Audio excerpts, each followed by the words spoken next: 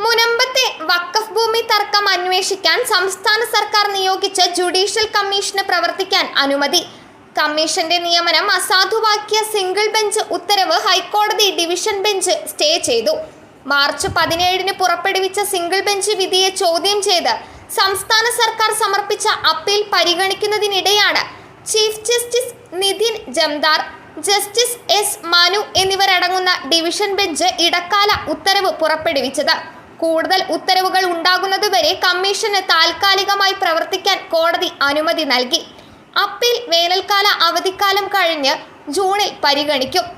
ഈ ഉത്തരവോടെ കമ്മീഷൻ ഇപ്പോൾ പ്രവർത്തിക്കാമെന്നും ആവശ്യമായ നടപടിക്രമങ്ങളുമായി സർക്കാർ മുന്നോട്ടു പോകുമെന്നും നിയമമന്ത്രി പി രാജീവ് പറഞ്ഞു.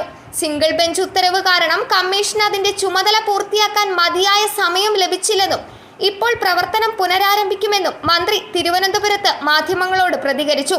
മുനമ്പത്ത് നിന്ന് ആരെയും കുടിയിറക്കില്ലെന്നും മന്ത്രി ആവർത്തിച്ചു. തർക്ക പ്രദേശത്തെ ഭൂമിയുടെ ഉടമസ്ഥാവകാശം ഉറപ്പാക്കാൻ കഴിഞ്ഞ വർഷം നവംബറിൽ സംസ്ഥാന സർക്കാർ കേരള ഹൈക്കോടതി മുൻ acting chief justice CN Ramachandran നായരുടെ നേതൃത്വത്തിൽ ജുഡീഷ്യൽ കമ്മീഷനെ നിയമിച്ചിരുന്നു. എറണാകുളത്തെ കേരള വഖഫ് സംരക്ഷണ വേദി ഹൈക്കോടതിയിൽ സംസ്ഥാനത്തിന്റെ ഉത്തരവിനെ ചോദ്യം ചെയ്യുകയും ചെയ്തിരുന്നു. കമ്മീഷൻ ഒരു വസ്തുതാന്വേഷണ അതോറിറ്റി മാത്രമാണെന്നും ഉടമസ്ഥാവകാശ പ്രശ്നങ്ങളിലോ തർക്കങ്ങളിലോ വിധി പറയാൻ അധികാരമില്ലെന്നും സംസ്ഥാന സർക്കാർ കോടതിയെ അറിയിച്ചു. ഇതിനെ തുടർന്ന് ഹർജിയിൽ കോടതി അന്തിമ വിധി പ്രസ്താവിക്കുന്നത് വരെ കമ്മീഷന്റെ പ്രവർത്തനം നിർത്തിവച്ചിരിക്കുകയാണെന്ന് ജസ്റ്റിസ് രാമചന്ദ്രൻ നായർ പറഞ്ഞിരുന്നു.